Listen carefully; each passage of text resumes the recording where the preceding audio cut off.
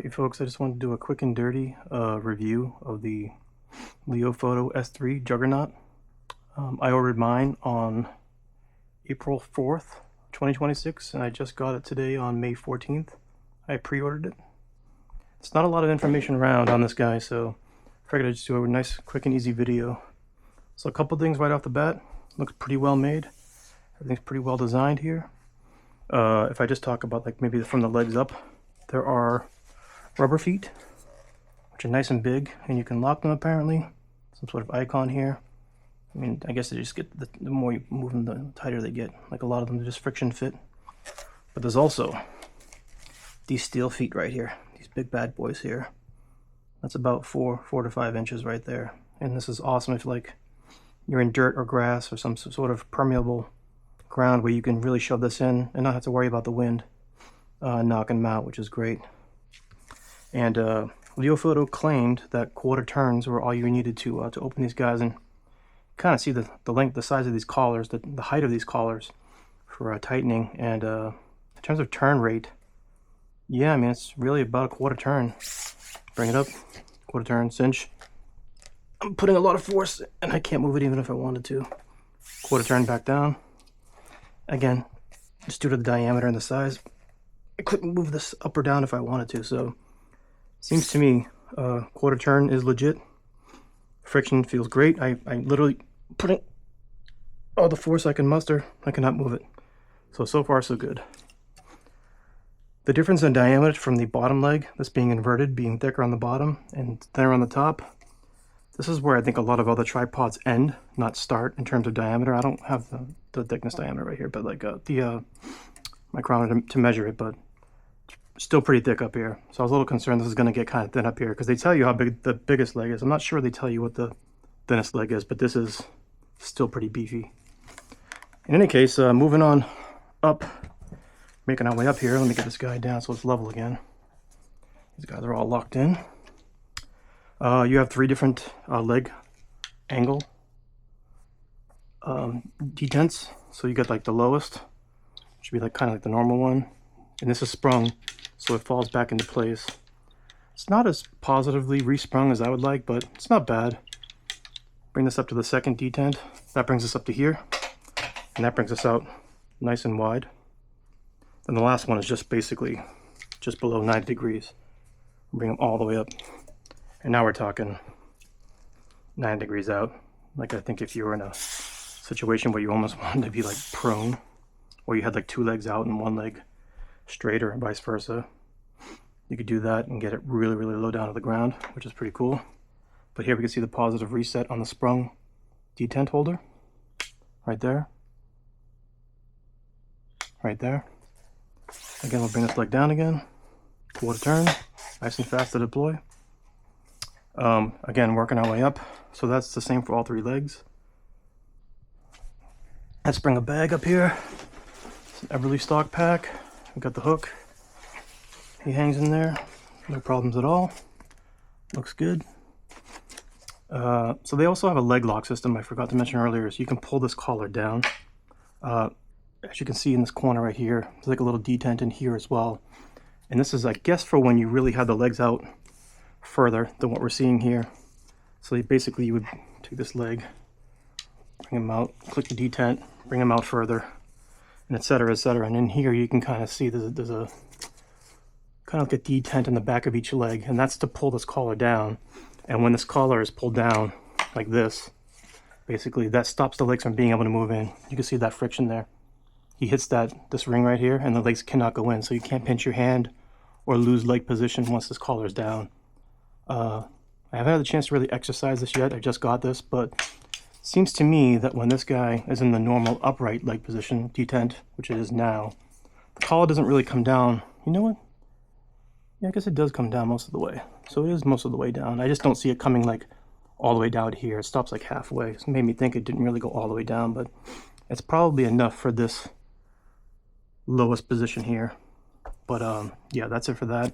You can hang your bag, your other gear. The hook is pretty stout. Hanging that pack, no problem. If I work our way around here, we've got the this little lever here. Basically allows you to rotate this guy. It also has a lockout so you can't lose your head. So if I make this really loose, when it feels kind of loose here, it can't fall out if I pull up. But you have to press this button here, and that'll allow it to be removed, which is pretty cool. I like that. So this little button on the side here is the kind of like the retainer button, you want to if you want to call it that. No, I can't pull it out, but I can still keep it very loose if I wanted to. And this lever here is positional, so I can pull it out if I want it over here instead of over there. Locks back into place. It's in line with the leg. Say I didn't even want it in line with the leg. I want to put it in a pack and make it safe. I could put it sideways, leave it here where it's protected a little bit better, which is great. The head itself, working our way up yet still. Let me tighten this guy down so he doesn't move. And again, I'll move this lever out of the way because I don't want it straight up. Working our way around. This is the lock lever for the tripod head itself, the ball head. And you can hear a little bit of friction up in there, but I think it's pretty normal. Nothing really to see up in there. Probably everything everybody expects. The one thing that threw me off, oh, and there's a level here in the head as well, so you could use this level. I wish it was slightly more visible.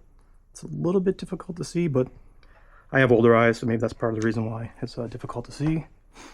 And before I start going into like some of the levers here, let me move this around. So this is obviously the ball head positioning, and this is your ARCA or Picatinny lockout. So if you look at this one over here, this one's just a fine tuner for your Picatinny. You can see this guy moving in as I turn it. I'm pulling out. If you're using ARCA, you probably don't even care about this, but if you're using Pic, it looks like it's a fine adjuster. I don't see the ARCA moving at all, so I think this is purely for Pic only, Pic rail only. So that being the case, we're primarily concerned with this guy. To fine tune the ARCA, you pull this guy in and you turn this little silver dial here. You maybe don't have to pull this in. I think you just turn the silver dial to plus or minus the tension on the ARCA clamp. Now let me get my rifle real quick and put that on here. Nice and easy. Oh, we gotta push this guy forward. Open them all the way, lock them back. This was the first thing I noticed, and I don't know how I feel about this yet. I just got it. I have zero experience with it, so let's keep that in mind. But for the moment, I can bring this back so this is not hitting near the mag well. It all depends on your ARCA rail and your rifle, but let's just pull this back so it looks a little bit more clear. Put them in a more neutral position. The one thing that kind of threw me off first looking at this is the ARCA release lever and the actual ball head adjustment lever. It's nice and fast, which is great. I'm afraid I'm not going to be looking at this and accidentally grab this, but it looks like Leofoto thought of that, and that's why they have this lock here, so you can't grab this. Now my first inclination was, well, why don't I just rotate this top one 180 degrees, pull it forward, and then that way when I need to release my rifle, I pull this guy off, and then I'm still always just adjusting the ball head from the back here.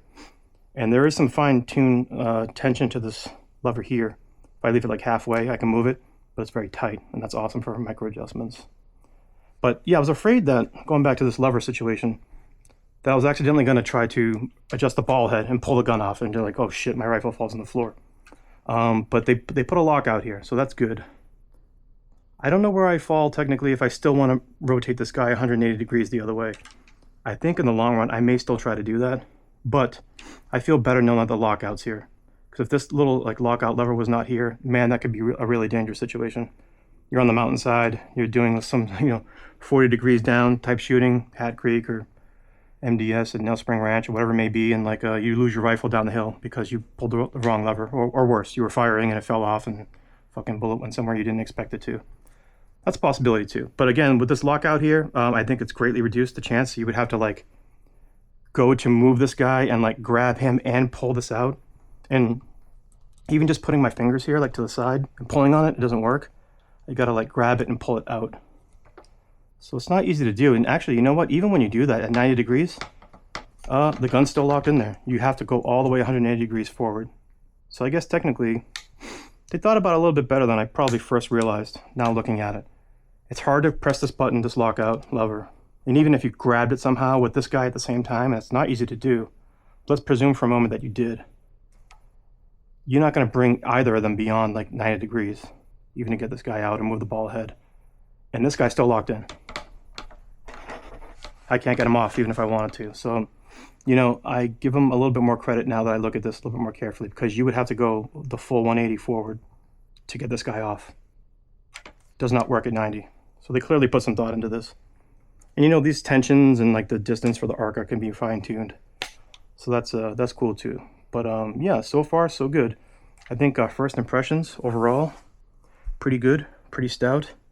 This guy's really chunky at the bottom. And again, most tripod, the largest sections are the size of the smallest section on this one that I've ever seen. And let me grab a quick eBay kind of inner rail special, which is what I've been using for a lot of my optics. You can see exactly what I'm talking about. I mean, that's even the thinner part there is thicker than the thickest part of this one here. And this will be my back tripod. This will be my front, obviously, going forward. But yeah, that's it for that one. The only other thing I wanted to try was to put this guy in a bag. So let's see what that's going to look like. We're going to do this together for the first time. Put my rifle down here safely on the floor. Let's collapse this whole thing and try to put it in a bag real quick. Quarter turns, nice, up, up. Fantastic. If I was a little bit more efficient, I could probably do that with one hand. But I'm working on it. I mean, that's the other thing too. These are pretty wide. I mean, could you do it with one? Yeah, you could do it with one. Just take some practice. Unless you got little, tiny hands, and I just have medium hands. I make no false claims here. All right, so pushing this ring back up, I pulled it down a little bit. Let's collapse it all the way. I do have that spike sticking out because I wanted to show you what it looked like. Let me pull it out real quick. Did that.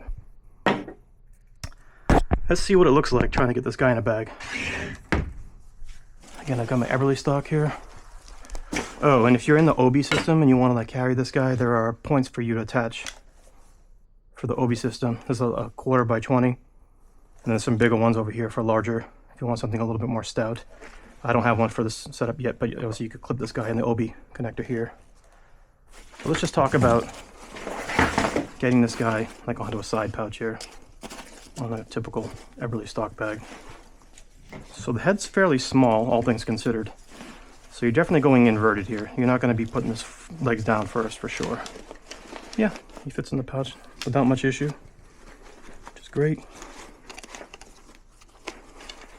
I strap this guy up. I obviously have it set for much smaller tripod. Let's get a little bit more distance here. Same for this guy. We could just probably get it from here. Realize my camera angle is not down. Grab into this guy right here. That's pretty much what we're looking like on an Everly stock. This is the newer Spectre bag. So totally manageable, even if you had the feet. Although shit, man, walking around the mountain area with these guys sticking out would be kind of scary. But totally doable. And yeah, that's kind of the situation here. Again, I'll just pull it out for size comparisons. Your typical tripod being a lot smaller. Let's compare it to this guy. And he is a chunky boy. And this is what I was talking about with the OB connector. I have it on this one. I just need to transfer it over to this guy. But yeah, awesome size, really well thought out, thoughtful design for the shooter. Could this be your rear tripod? I mean, it's Arca, it's a tripod, sure. But man, it's way overkill for anything like that. This is purely for rifle shooting. And I think they thought out the idea of how you deploy quickly. This guy, keep it a little bit low. This guy down. This guy right about here. This guy down here. Oh, I'm a little bit off here. Let's bring it right here. And just, I mean, how much thought went into how they were going to do this design here with the two levers. Again, at first glance, I was like, wait a minute. This thing looks a little dangerous being in the same direction of pull as this guy here, but they clearly gave it some thought. And yeah, so far so good. Haven't used it in the real world yet, but it seems like everything you need is there. I have no complaints so far. Came with a, like, you know, pretty decent carry case, nothing to write home about, but usable. And yeah, you can swap this out for another head. They have the like the rear tripod head, which like has like the long kind of stem in the middle. You can bring this out, you can swap it out. I think that's the whole idea behind this guy being locked out. You can quickly swap. You don't have to like undo screws and all that other stuff. It's quickly swappable, which I think is a great idea for folks that may want to swap out different heads for different reasons. Again, the levels here, which is awesome. And yeah, other than that, not really much else to say about it. It does seems like it does everything pretty well, at least in the testing of my basement. But I do intend to go out to an MDS class this summer, and this will get thoroughly tested there, and I will probably do a follow-up video to report. That's it for now.